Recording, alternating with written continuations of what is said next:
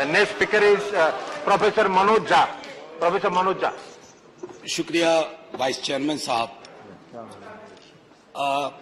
कोई भाषण की शक्ल में नहीं है, एक शोक संतप्त गणतंत्र के एक अदना नागरिक समझिए या एक जनप्रतिनिधि समझिए, उसकी ओर से कुछ बातें कही जा रही हैं। और सबसे पहले माफीनामा उन तमाम लोगों को जिनकी मौत को भी हम एक्नॉलेज नहीं कर रहे हैं, जो हम जान ही रहे हैं कि वो मारे गए। तो ये माफीनामा सर सिर्फ मेरा नहीं है। मैं इसलिए ये बात कह रहा हूं कि मई के महीने में मैंने 6 आर्टिकल लिखे। संसद चल नहीं रही थी, कहां अपनी शिकायत ले जाते, किससे कहते। मुझे भाजपा के मित्रों ने, कई साथियों ने कॉल किया, बधाई दी। मैं उनका भी एहतराम करता हूं और कहता हूं कि ये भरोसा इस सदन का है कि हम सबको एक साझा माफीनामा उन लोगों के नाम भेजना चाहिए जिनकी लाशें गंगा में तैर रही थी। किसी ने कह दिया ये, किसी ने कह दिया वो। सर दूसरी चीज, मैंने कल सेक्रेटरी जनरल साहब से ही बात करने की कोशिश की, बाकी जगह भी। किसी 2 सत्र के बीच में सर 50 लोगों की ऑबिचुअरी आज तक कभी नहीं हुई।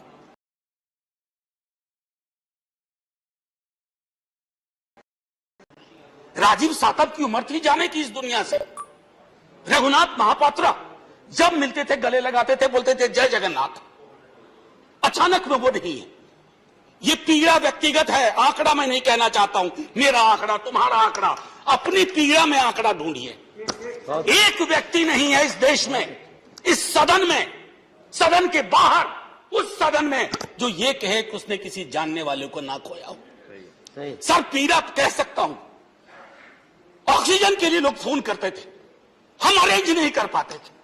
लोग समझते हैं सांसद है, ऑक्सीजन पिछा देगा।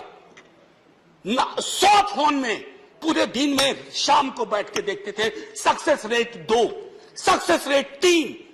हमको कौन सा आंकड़ा कोई बताएगा साहब? हमको नहीं, किसी आंकड़े की बात नहीं करनी है।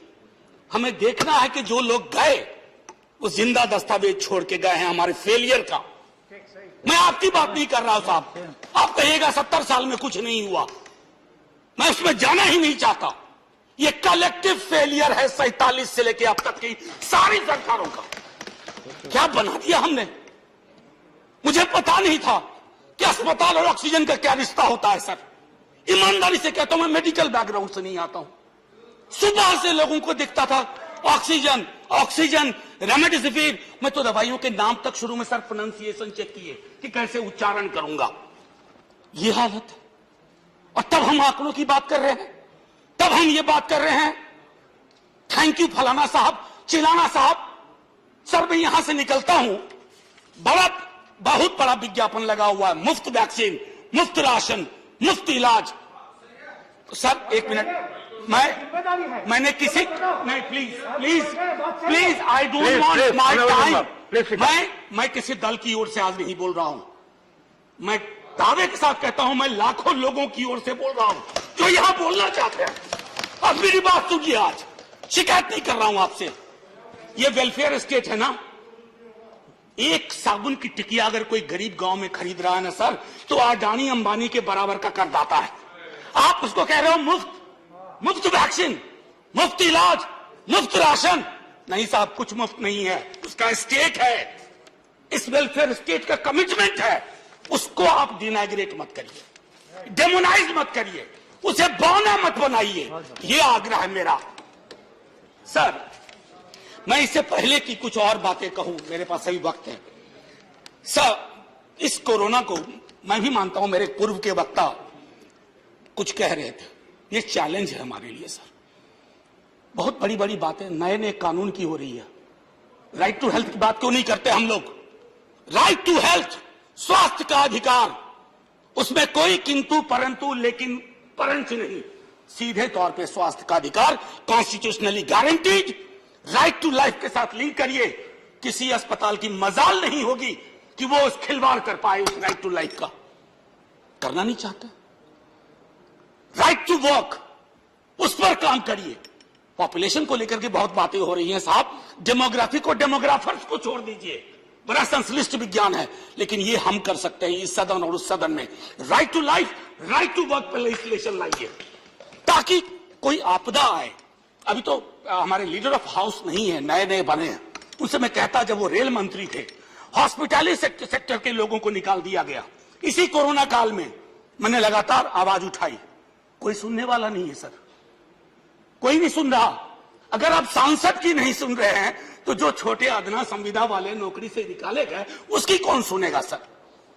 एक और अद्भुत चीज हुई इसी कोरोना के दौरान, माननीय उपसभापति महोदय, जब हाहाकार मचा हुआ था हॉस्पिटल के लिए, आईसीयू बेड्स के लिए,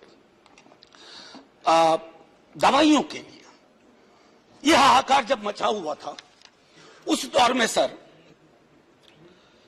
कई चीजें हुई, जिसमें से एक जो महत्वपूर्ण चीज मैं जिसका जिक्र करूंगा, उस हाहाकार में सरकारें, मैं सिर्फ केंद्र को नहीं कह रहा हूं, कई राज्य सरकारें भी नदारद थी। वो 1.5 महीना कैसे बिताया है इस मुल्क ने। हमारे सदन के कोई लोग बड़ी मुश्किल से बच के आए हैं, मैं नाम नहीं लूंगा। पूरे देश ने वो वक्त कैसे बिताया है, नाइटमेयर की तरह लगता है सर, डरावना लगता है। एक मेरा स्टूडेंट पढ़ा है, वह 37 साल का, हॉस्पिटल का बेड जब तक मैंने अरेंज किया वो दुनिया छोड़ के जा चुका था। मैं इसलिए बार बार इसको इसलिए ये कह रहा हूं कि इसमें व्यक्तिगत पीड़ा को ढूंढिए, तब हम इसका निदान ढूंढ पाएंगे। मेरी नाव तुम्हारी नाव, मेरा काल तुम्हारा काल, ये तो बहुत कुछ हुआ, इस भौकाल से आपको कुछ हासिल नहीं होगा। सर बस 1 मिनट और लूंगा, जो मैं कहना चाह रहा था। सर एक खत मैंने मृतात्माओं के नाम लिखा था, कुछ कर नहीं पा रहा था, बेबसी में एक खत लिखा, जो लोग इस दुनिया से चले गए। उसमें कुछ मैंने सलाह दी थी सर सरकार से, और ये जो उस बीच में कहा गया कि सरकारें फेल नहीं की, सिस्टम फेल कर गया। अरे साहब, ये सिस्टम कौन क्या है? बचपन से सुनते थे कि सिस्टम के पीछे व्यक्ति होता है, सिस्टम के पीछे एक संरचना होती है।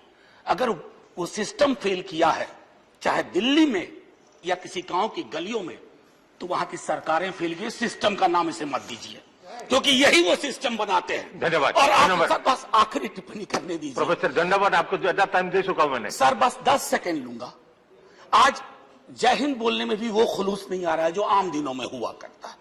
मैं सिर्फ इतना आपसे आपके माध्यम से कहना चाहता हूं, मैंने एक शिकायत नहीं की सर, किसी से नहीं।